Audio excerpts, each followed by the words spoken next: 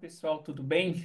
Vou fazer um vídeo um pouco rápido aqui para falar um pouquinho sobre neuropsicanálise, falar um pouco sobre neurociência afetiva, em especial a neuropsicanálise, que, como vocês sabem, é o tema do qual eu mais me ocupo a estudar, a compartilhar conhecimento com vocês, em especial para tentar trazer uma contribuição mais significativa para a psicanálise, em especial para o campo neuropsicanalítico aqui no Brasil, que ainda é tão escasso, né, de profissionais e divulgadores desse conhecimento, desse campo de intersecção entre a psicanálise e a neurociência. Hoje, o meu propósito é um pouco mais breve e eu gostaria especificamente de apresentar alguns conceitos que começam a ser revisados e, de certa forma, sofrer uma espécie de revisão, ou podemos dizer atualização à luz do conhecimento neurocientífico que nós temos. Então, como eu sempre falo para vocês, existe um grande guarda-chuva gigante do campo da neurociência,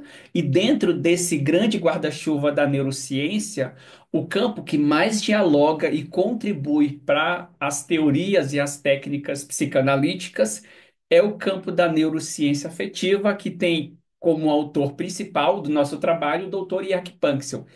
Então, dentro desses estudos da neuropsicanálise, nós conseguimos então encontrar algumas evidências científicas que fazem os clínicos em psicanálise, de certa forma, terem que atualizar, revisar o seu método de tratamento. Por quê?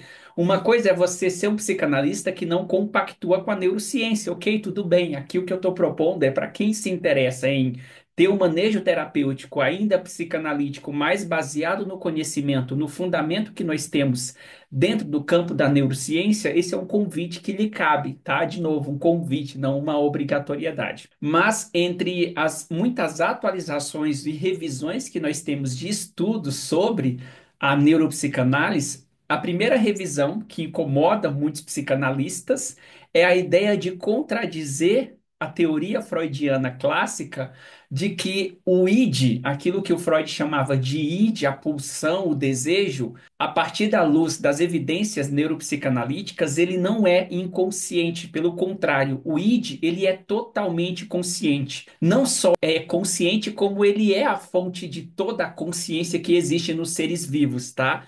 Se não houvesse o id consciente, de certa forma, não haveria consciência. É o id que traz a nós, mentalmente, a nossa cognição, a demanda, aquilo que nós precisamos atender como necessidade. Então, as evidências neurocientíficas hoje demonstram que aquela estrutura, aquela localização, aquele aparelho que o Freud deu o nome de id, ele é, na verdade, totalmente consciente, que é contrário ao conhecimento, à teoria que o Freud trazia de que o id ele era inconsciente. E que vai impactar em todo o manejo terapêutico da psicanálise, que agora não tem como fundamento principal tornar o conteúdo inconsciente consciente, porque ele já o é. Se esse conteúdo ele já é consciente, não é necessário que nós, enquanto analista, fiquemos lá tentando tornar o paciente consciente dos seus desejos, consciente das suas feridas, consciente daquilo que ele viveu no passado. Até porque a maior parte desse conteúdo que nós atribuímos como inconsciente, o paciente não vai se lembrar, mesmo com 30, 40 anos de análise, tá bom? Então, o primeiro grande baque, né, de certa forma, o choque que os psicanalistas têm que lidar é que o id, ao contrário da teoria psicanalítica clássica, ele não é inconsciente. Hoje a neuropsicanálise comprova que ele é consciente. Existe uma solidificação muito grande de estudos que corroboram para essa ideia de que o id é consciente.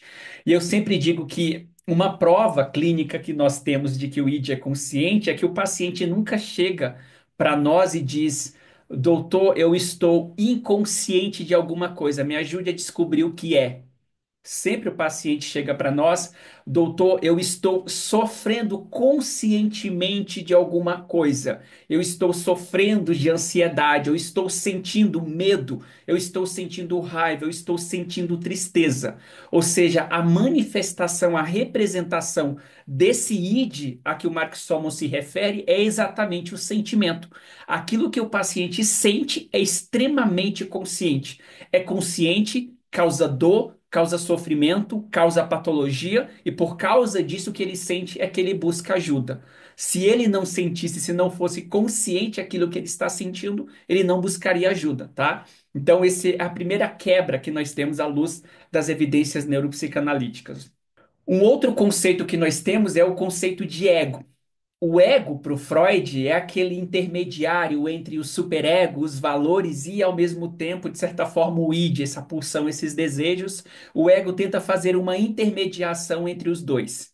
O que a neuropsicanálise hoje comprova, também através dos estudos, é que o ego, ele é, em sua maior parte, 99% inconsciente, também contrariando a ideia freudiana clássica de que o ego seria consciente e que o trabalho psicanalítico seria pegar os conteúdos inconscientes desse id e transportar ele para o ego, para que se tornasse consciente desses desejos. Mas aqui eu estou dizendo que o ego, ele é quase que totalmente inconsciente. Por quê? O ego dentro da neurociência é basicamente as tarefas que nós realizamos no dia a dia.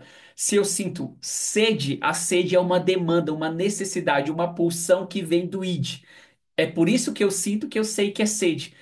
E esse sentir, aquilo que o paciente sente, a patologia é tão clara que é através desse material que nós vamos entender do que o paciente está sofrendo. Porque você sentir sede é diferente de você sentir fome, que é diferente de você sentir sono, cansaço. Então, sentir ansiedade é diferente de sentir medo, que é diferente de sentir necessidade de vínculo. Então, sentir é diferente, exatamente porque é diferente que nós conseguimos trabalhar com esse material e entender de qual necessidade esse paciente está sofrendo, está adoecendo. Então, o ego, ele apenas automatiza as maneiras, os aprendizados de como atender aquela necessidade. Sentir sede, partiu do id, o ego então fala, preciso tomar água. Depois que eu tomo água, a sede cessa, o ego automatiza. Todas as vezes que eu sentir de certa forma sede, eu vou tomar água. Então, o ego vai automatizando os nossos aprendizados, as formas que nós vamos tendo de atender às nossas necessidades.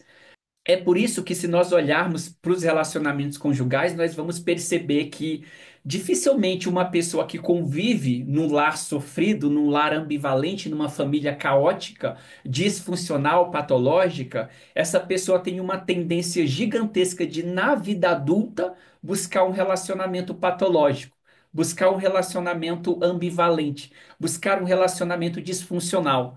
Porque o disfuncional, o ambivalente, o patológico é conhecido desde a infância. O ego automatizou para essa criança que, quando ela quisesse vínculo, amor, pertencimento, relacionamento que ela aprendeu com essa família caótica, essas primeiras figuras cuidadoras, ela deveria buscar esse tipo de necessidade de vínculo, de amor, de cuidado no perfil caótico, no perfil ambivalente, no perfil disfuncional. Como essa maneira está automatizada, a pessoa continua sofrendo num relacionamento patológico, num relacionamento disfuncional, mas não consegue sair daquilo. Por quê? Porque esse disfuncional, esse patológico é conhecido, ele é automatizado, não agora na vida adulta, mas especificamente na infância. Então, o ego, ele está ali para automatizar a forma como nós atendemos às nossas necessidades. Ou seja, então, a primeira contradição que nós temos com a psicanálise clássica é que o id, ele é consciente, totalmente consciente, a fonte, a base da nossa consciência, e o ego é quase que 100% inconsciente, tá? Depois nós temos um outro paradigma que é a ideia de que repressão, que o Freud chamaria apenas de um mecanismo de defesa, é diferente dos mecanismos de defesa. A repressão, ela é uma automatização prematura que nós temos na infância. A partir do exemplo que eu acabei de dar, imagine que você cresceu num lar totalmente disfuncional, patológico, ambivalente. Você aprende com essas primeiras figuras de cuidado, com essas primeiras figuras de pertencimento, que amor, vínculo, pertencimento é isso. É o caótico, é o ambivalente, é o disfuncional. Na vida adulta, com esse padrão que você automatizou na infância, você vai para a vida adulta buscar suprir a sua necessidade de pertencimento, de vínculo, de cuidado, no relacionamento caótico, ambivalente, disfuncional, porque isso está automatizado. Mas a partir do momento que você começa a estar nesse tipo de relacionamento e não começa a adquirir o que você foi buscar, que é o cuidado, o amor, o vínculo, você então começa a sofrer. Você tem patologia, você tem sofrimento. Esse sofrimento, esse sintoma que você sente por estar em um relacionamento disfuncional, apesar dele ser conhecido, como eram os seus pais, é o retorno do reprimido. Isso que é repressão. Repressão é quando o automatismo, aquilo que o ego automatizou lá na infância para atender às minhas necessidades de cuidado, e agora eu tento executar novamente esse aprendizado na vida adulta, mas esse aprendizado que na infância deu certo, na vida adulta não dá certo, começa a me fazer sofrer. Esse sofrimento que nós temos seria o retorno do reprimido ao que o Freud se refere. Então, a repressão é uma automatização prematura, uma forma de atender às necessidades emocionais que não é eficaz, mas que você continua repetindo. Para dar um exemplo mais lúdico, seria você sente sede, em vez de tomar água, você toma coca. Sempre que você tem sede, você toma coca em vez de tomar água. À medida que você vai tomando coca, porque você aprendeu na infância que tomar coca era a maneira de atender a sua necessidade de água, então, na vida adulta, você continua tendo sede e continua tomando coca, mesmo não funcionando para matar a sede, porque tomar coca é um aprendizado automatizado.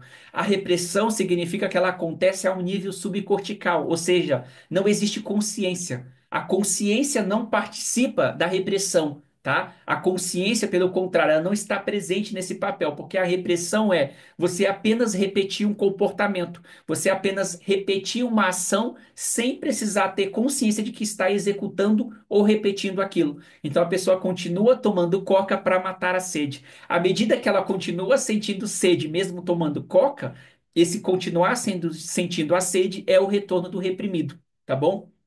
Já o mecanismo de defesa, ele é consciente. Ao contrário da repressão, o mecanismo de defesa é consciente. Mecanismo de defesa é: eu estou sentindo sede, fui lá, tomei coca, a repressão, a automatização, mas continuo sentindo sede. O que que eu faço para aliviar essa sede? Eu vou comer, eu vou tomar um pouco de suco. Aquilo que o indivíduo faz para aliviar o seu sintoma, o seu sofrimento, o seu adoecimento, é um mecanismo de defesa. Notem que, por exemplo, a compulsão à repetição, notem que compulsão por comida, notem que compulsão por compra, sexo, maconha, drogas ilícitas, álcool, tudo isso é mecanismo de defesa. O indivíduo sabe que ele faz, é consciente, ao contrário da repressão, ele sabe que ele faz e ele sabe para o que ele está fazendo. Ele sabe por que ele está fazendo. E é muito claro, quando você conversa com os pacientes, eles falam: sempre que eu estou chateado, eu como. Sempre que eu estou com raiva, eu vou comprar. Sempre que eu estou com tédio, eu vou me masturbar. Sempre que eu estou com tédio, eu vou comer um chocolate, comer alguma coisa. Ou seja, aquilo, o mecanismo de defesa, ele é sempre consciente. O paciente sabe que ele faz e ele sabe para o que ele está fazendo, para aliviar que sintoma, para em que situações ele está repetindo aquilo. Tá? Isso é uma característica. Repressão não é consciente, é automática, geralmente construída na infância. Já o mecanismo de defesa é consciente. Eu faço e eu sei para que eu faço. A automedicação seria um mecanismo de defesa, tá? Eu sei por que que eu estou tomando um paracetamol, é para a dor que eu estou sentindo. Ao nível emocional eu sei que comer, que comprar, que masturbar, que me drogar, que consumir álcool vai aliviar o que eu estou sentindo, como um paracetamol, uma automedicação aliviaria o sintoma fisiológico. Então, aqui, outra coisa que vai contra a psicanálise clássica, que é a ideia de que a repressão ela é uma hipótese de automatização prematura, que é diferente do mecanismo de defesa, que são sempre conscientes. Quando um paciente, por exemplo, não está conseguindo lembrar de uma hipótese que aconteceu nos 3, 4 anos de idade dele, isso não é um mecanismo de defesa, tá? Isso é uma automatização, ou seja, uma repressão. E aí não adianta o analista ficar 30, 20 anos tentando praticar livre associação, que esse conteúdo não vai vir à tona. E eu já vou falar por quê. O terceiro tópico é que o id, tá? O id nesse sentido consciente, ele não é a mesma coisa que o inconsciente. O id não é a mesma coisa do que o Freud chamou de inconsciente, tá? Por quê? O id, ele é os sete afetos fundamentais, que para quem faz o nosso curso de neuropsicanálise na prática clínica, que é um curso de formação de um ano, onde você tem um reconhecimento internacional dessa formação, o nosso primeiro e único curso no Brasil que foi avaliado e aprovado pelo Dr. Mark Somos, que é o tradutor oficial das obras psicológicas e também neurológicas do Freud, do alemão para o inglês. Então, nesse curso, nós aprendemos que, na verdade, de certa forma, o que a gente está dizendo é que esse id ele é diferente desse inconsciente, porque o id ele é a fonte, ele é a base da nossa consciência. Quando você sente sede, essa sede que você está sentindo vem do id. Quando você sente fome, essa fome que você está sentindo vem do id. Quando você sente necessidade de sexo, essa necessidade vem do id. Quando você sente necessidade de receber um abraço, quando um bebê chora porque se sente sozinho, porque tem medo, esse choro está vindo do id. Ou seja, é do id que vem as nossas necessidades que se tornam conscientes. A partir do momento que elas se tornam conscientes, elas estão falando para o ego: eu preciso fazer algum trabalho no mundo para atender a necessidade que eu tenho para eu continuar existindo. Então, o id, ele é consciente e ele é a base dessa consciência, porque tudo o que nós temos como necessidade de existência, homeostáticas, emocionais e sensoriais, parte desse id que o Freud falou. Já o inconsciente, ele é um circuito, um mecanismo de memória. O inconsciente, ele é composto 99% das memórias que a gente chama de memórias implícitas, memórias não declarativas. Essas memórias implícitas significam que a maior parte desse id, ele é constituído na infância, ainda quando a criança, quando o bebê não tem capacidade de linguagem, não tem capacidade de simbolização, o que vai contrariar aquela máxima lacaniana de que o inconsciente é estruturado pela linguagem, porque esse inconsciente, esse circuito de memória começa a ser formado lá na infância, quando o bebê ainda não tem possibilidade de simbolização, não tem possibilidade de linguagem. Poderia ser o real, que o Lacan vai dizer que a linguagem não revela o real. Então, nesse sentido, o que a gente está dizendo é que esse inconsciente, eles são memórias que nós temos da infância que não são declarativas. Se não são declarativas, significa que essas memórias, elas não são verbais. Para uma memória ser verbalizada, para eu conseguir contar ela para o analista durante uma livre associação, eu preciso que essa memória esteja armazenada na região cortical do meu cérebro. Mas o bebê, a criança, ele ainda está formando essas estruturas. Concordam? Logo, essa criança tem limitação dessas memórias. Então, a maior parte dos aprendizados, das experiências que nós vivemos na infância, elas são automatizadas, elas se tornam memórias implícitas. Quando elas se tornam memórias implícitas, significa que ela sai dessa região cortical e vai direto para essa região subcortical, os glândulos basais, o cerebelo, a amígdala. Quando essas memórias estão nessas regiões subcorticais, significa que elas não podem ser verbalizadas, porque elas não têm conteúdo episódico. São memórias proceduais, emocionais, que a gente apenas repete, mas que a gente não sabe dizer o porquê ou quando a gente aprendeu aquilo, tá? Isso é memória não declarativa. O inconsciente, ele é 99% formado desse tipo de memória. Significa que você pode passar 30, 40 anos fazendo análise com o paciente que ele não vai conseguir lembrar do que aconteceu nos 2, 3 anos de vida dele. E aí, quando os psicanalistas tentam questionar essa perspectiva, que não é minha, mas ela é da neuropsicanálise, da neurociência, eu pergunto para eles: quantos pacientes você tem que esses pacientes conseguem se lembrar como que eles resolveram, por exemplo, o complexo de Édipo deles entre os 5 6 anos de idade? 99% de nós passamos pelo complexo de Édipo e nem sabemos, nem sabíamos que passamos por esse complexo de Édipo. Quem dirá lembrar da solução que nós encontramos para esse complexo? Por quê? Porque isso é memória episódica. Isso não é memória episódica, isso é memória procedual. De novo, a gente apenas executa, apenas repete, mas ela não tem conteúdo verbal para a gente conseguir verbalizar para o analista o que aconteceu. Se nós pararmos para olhar, é natural que quando você esteja fazendo aí análise com o paciente há mais de 2, 3 anos, você já não está mais trabalhando com esse paciente os conteúdos da infância. Provavelmente o que você está trabalhando com esse paciente é o que aconteceu na semana passada, antes dele vir para análise. o que aconteceu no encontro passado, o que aconteceu no emprego, na família, etc. Você não está mais tentando, de certa forma, trazer a livre associação especificamente nos 5 anos de idade. Por quê? Porque esse conteúdo não é verbal, tá? Seria basicamente como andar de bicicleta. Nenhum de nós sabe exatamente o dia e o horário, o momento, o local em que nós automatizamos e aprendemos a andar de bicicleta. Nós sabemos que foi com tal pessoa, que foi em tal lugar, etc., mas nós não sabemos exatamente o momento em que aquele aprendizado foi consolidado. Por quê? Porque é um aprendizado que é não episódico, não declarativo. Nós executamos, pegamos uma bicicleta, basicamente executamos. Mas explicar para alguém como que nós aprendemos que tem que sentar na bicicleta, pedalar, etc., nós não temos essa memória. Tá? Da mesma forma que 99% da sua infância você não lembra, se a gente estiver falando aí até os 7 anos de idade. Muita pouca coisa assim, tipo episódica, um lapso ou outro. Mas detalhes nós não temos, tá bom? Ou seja, então, esse inconsciente, ele é, de certa forma, não verbal. Então, como que nós acessamos esse inconsciente do paciente se não é mais através da linguagem? Se não é a livre associação que vai me fazer ter acesso a esse conteúdo? É isso que você aprende fazendo o nosso curso. Porque não é linguagem, gente. Eu garanto para você que não é a linguagem que vai fundamentar você arrancar esse conteúdo inconsciente do paciente. Não é.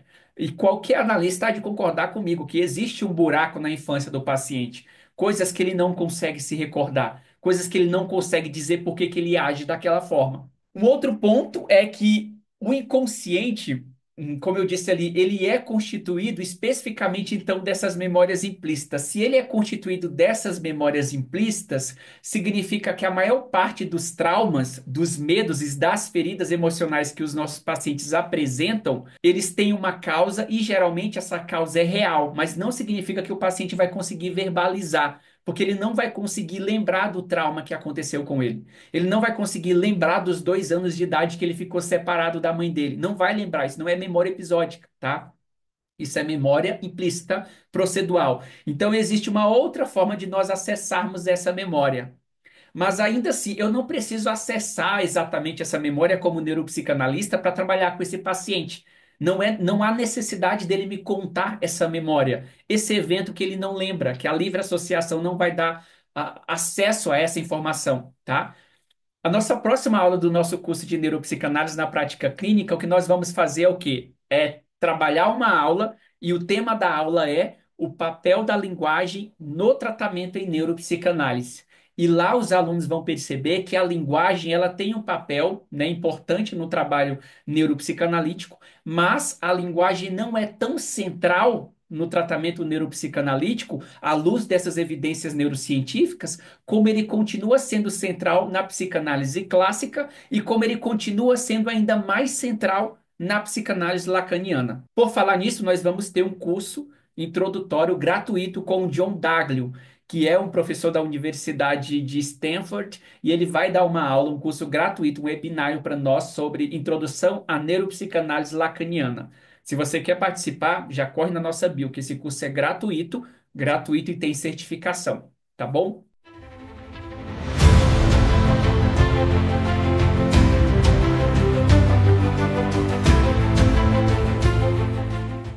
Essa aula que você acabou de assistir é apenas um trecho das mais de 70 aulas já disponíveis em nossa comunidade de estudos em neuropsicanálise.